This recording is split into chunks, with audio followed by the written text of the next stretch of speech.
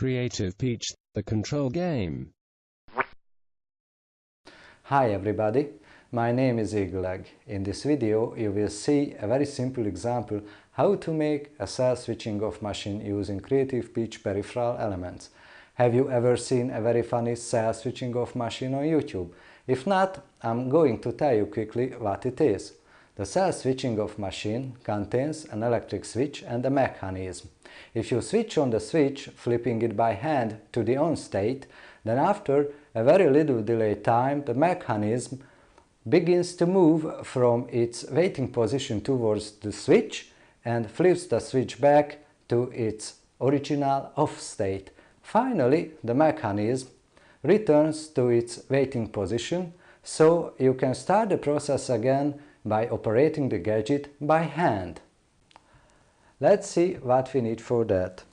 We need a motherboard, a protocol converter card, a digital input card, an RC servo controller card, and two bus cables from Peach Elements, and we will use a ribbon cable and an USB cable.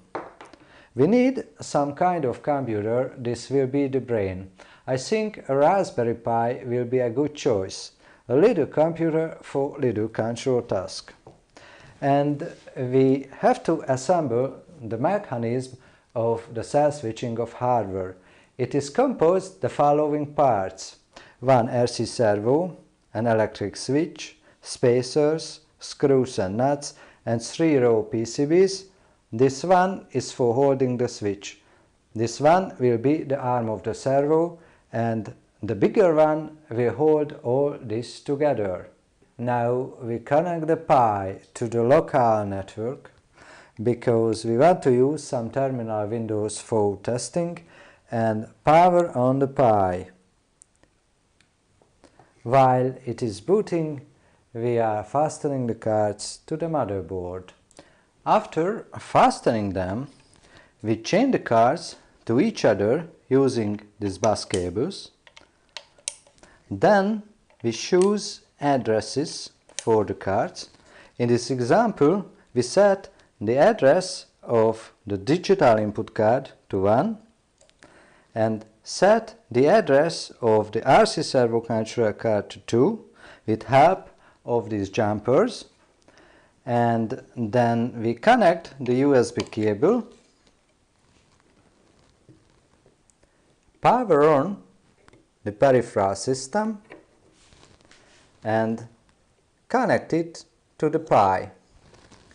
And the driver running on this little awesome computer detects our peripheral system, which we can see in the driver's log. After we've assembled and fastened our DIY gadget, it looks like this. We have got a cell switching of hardware. We soldered the wires from the ribbon cable to the switch. One of the wires goes to the digital input card's block 0 channel 0, and the other comes from the 5V VCC. Okay, let's connect the other end of the ribbon cable to the digital input card's external input 0 and the servo to the RC servo controller card's channel 0. This way our hardware is ready for use. Then we connect the terminal windows to the driver's CAE and I/O interfaces with help of the telnet command. We type discover on the CAE interface, then we can see the detected I/O cards and their addresses. We type the pause state command in the terminal window, and the command will show us the polling state. No global polling is off, hence we type the enable poll command to enable global polling to the driver. After that, we can receive the input changes on the I/O interface. We flip the switch to the on and off states, and we press and release the choose and exit button which connects to channel 7 of block 1 on the input card. If we type the A2, B0, D78 sequence on the I/O interface, the servo is going to move the switch-off position, and if we type A2, B0, DB0 command, the servo is going to move back. Why did we do that? We tested the input channels, saw the input changes, and now we know the servo's moving sequences. Okay, let's write a control program for the cell switching of hardware. We will use the CreativePeach's favorite programming language, Python, and the cpphlib.py library for high-level programming. This is the whole code. It contains 41 lines only, and here we can see the most important lines. The other program lines are only preparation and post-production. Let's see the details. In the preparation phase, first we create a PP driver instance, register the used interfaces, and connect to them. The software obtains and forwards the connected interfaces to the controller classes instance. In the initialization section of this class, we get and use these PPDS interfaces. Next, we need a timer instance, whose name is fingerprotect, so that one has a chance to successfully remove their finger after flipping the switch. We switch on the input polling here, and this is the end of the preparation. After that, the controller's working loop is going to run. This is a never-ending loop where we check the input changes in every cycle, and if you press the exit button, the loop will break. The code continues here. This is already the post-production part.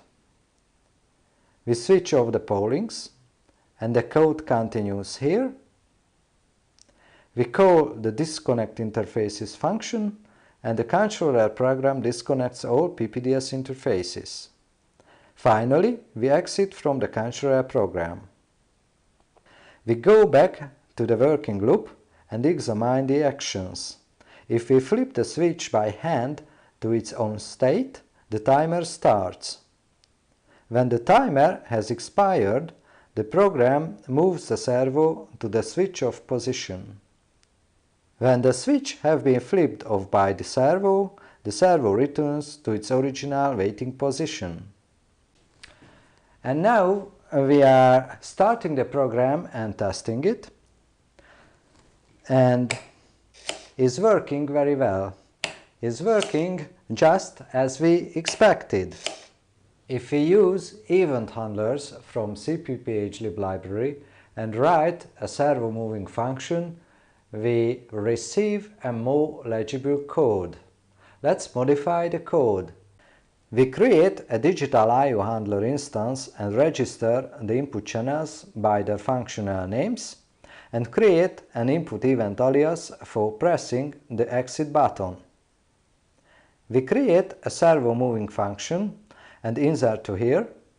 Its name is moveServo. The servo moving function contains a dictionary, and it uses the human-readable moving commands as key and returns a suitable moving sequence. In this line, we check wrong moving commands. If the command is wrong, the servo will do nothing. Now change the working loop to the event handlers version. In new working loop, the program also checks the input state changes in every cycle and forwards the changes to the event handlers. If an exit button press event occurs, the loop breaks.